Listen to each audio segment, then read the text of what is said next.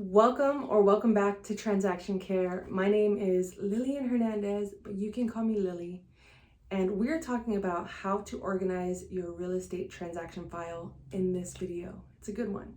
So bookmark it, save it, like it, share it.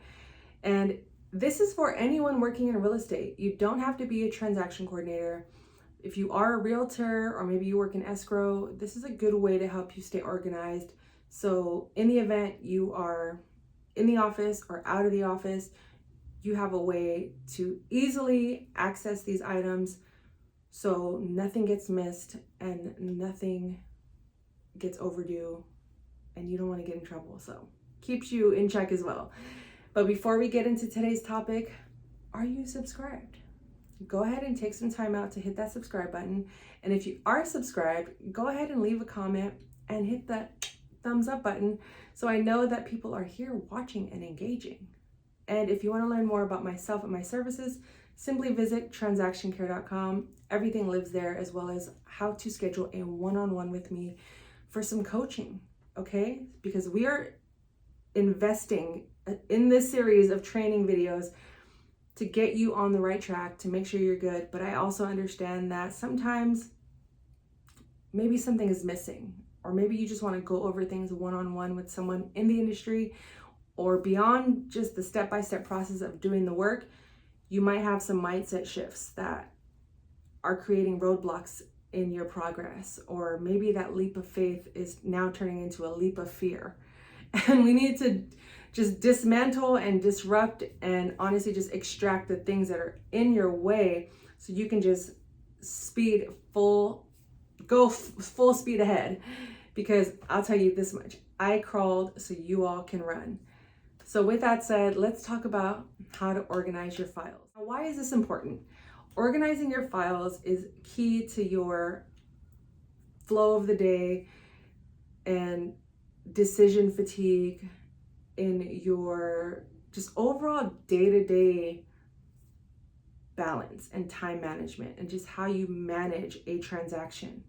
So I personally hold all of my files I receive information via email. So have a specific email designated just for your TC files. Don't mix personal with your business. Don't mix your skincare business with your real estate business. Keep it all separate. Same with social media. Just keep it all separate because it will create less of a mess for you when you're trying to find something and you're not in your office, or maybe you're at Disneyland, or maybe you're out washing your car, maybe you're on a road trip. Having your stuff organized and put together in a functional way will save you so much time and reduce so much stress and headaches, because I've been there. Even when I was in the office and didn't have a streamlined way of organizing files, it wasted so much time, plain and simple. It just wasted so much time. It created more anxiety in my day and created this delayed response because I was just like sitting there like, where is that email? Where did I download that document? I need to resend this PDF. This is all just gonna help you with time saving, okay? So like I said, email, and then you wanna look into, and this is assuming you're doing everything digitally, but a cloud system such as OneDrive, Google Workspace, Dropbox. You get the idea. Somewhere where you can access it on your phone, on your laptop, just on the go, and it's all just shared on the different devices, but also protected, password protected, because these are very highly sensitive, treated as such.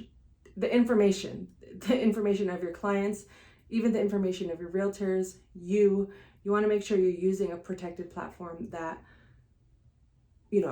won't get easily tampered with, or other people can't just access at the click of a button. And also make sure your laptop is password protected as well. So once you have your folders, your email, now your cloud system, within that cloud system, you want to have your files organized in a way, I like to have a listings folder, sales folder, close folder, dead deals folder. That way, anytime I have a listing, they all live in one folder. And if I have sales, then I'll move the listing into the sales, or maybe we just represent the buyers, then I'll just have it all in the sales folder. And then once something closes, congratulations, I move it all into that closed folder, so I'm not just looking at a bunch of transactions and not knowing the status of where they're at in the journey. So that's one way of organizing your files as well. The second, we got email, cloud drive, and then within the cloud drive, you're creating subfolders. And also, speaking of subfolders, you want to have subfolders within the folders. So you can have your contracts folder, your disclosures folder, your folder for unsigned documents, correspondence, copies, because sometimes you'll get duplicates of things and you don't want to keep looking at 10 different MLS reports when you only need the most current version. You always want to be updating it with the most current version within your transaction. And that's with any disclosure. Anytime something has been updated, you want to make sure you're using the most current version, as well as notifying all those involved in said changes. Granted, you have the permission from your agent, because sometimes if there's a price reduction, it's not always public knowledge. This is just a little pro tip that I'm sprinkling in, but we will get into more of those details in future videos. So make sure you are subscribed. And moving on from your online folders, I would highly recommend you using a transaction management platform, system, program, because truly this has saved me so much time. It's bought back a lot of time for myself, because I was using paper. I was looking for a piece of paper right now, but I was using paper and also Excel sheets. And I'm not good at Excel. I don't like Excel.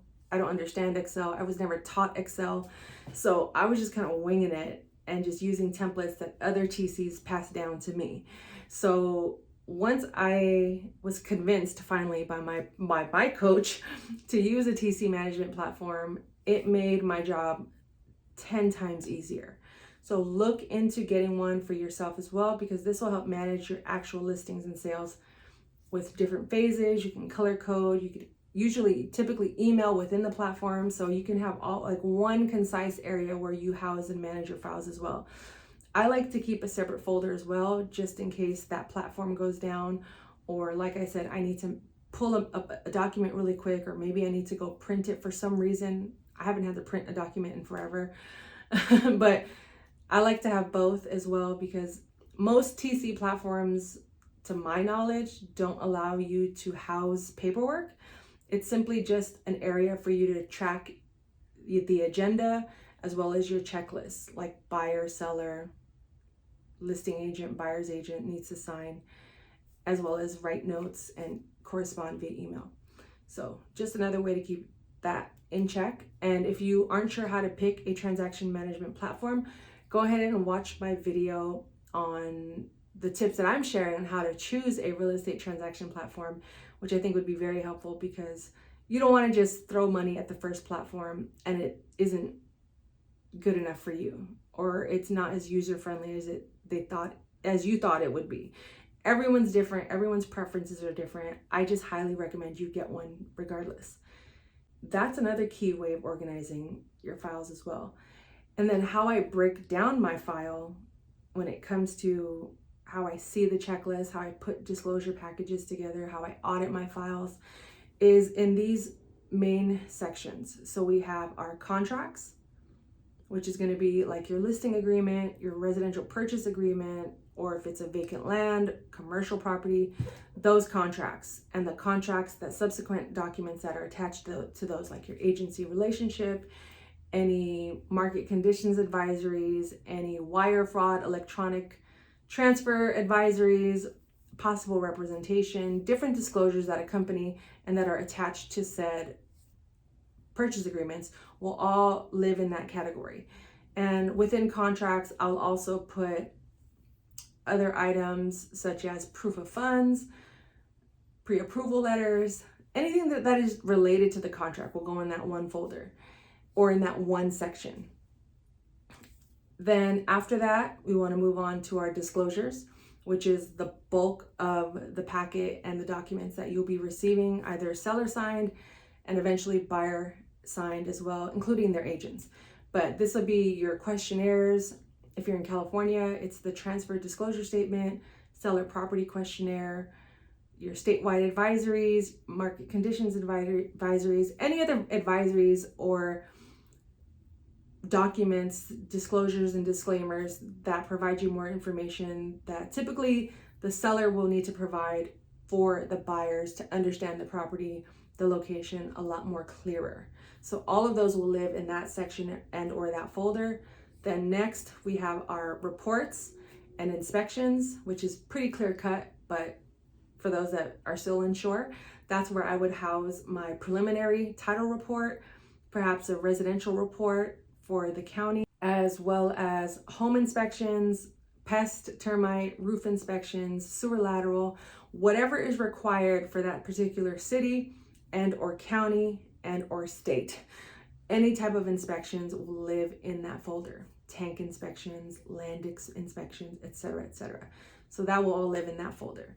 Some additional folders that you can consider are HOA documents. So that can live in its own separate section and or folder.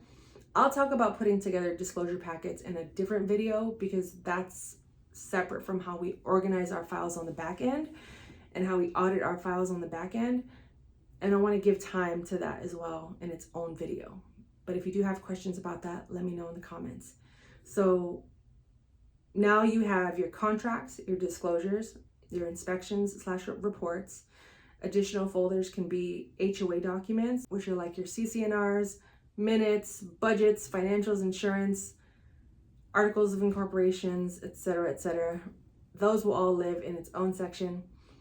And the reason I split these up into their own sections is because it just makes it easier for me to compartmentalize things versus just having it all in one folder and I'm constantly scrolling. At least I know I can just go to HOA documents, they live there.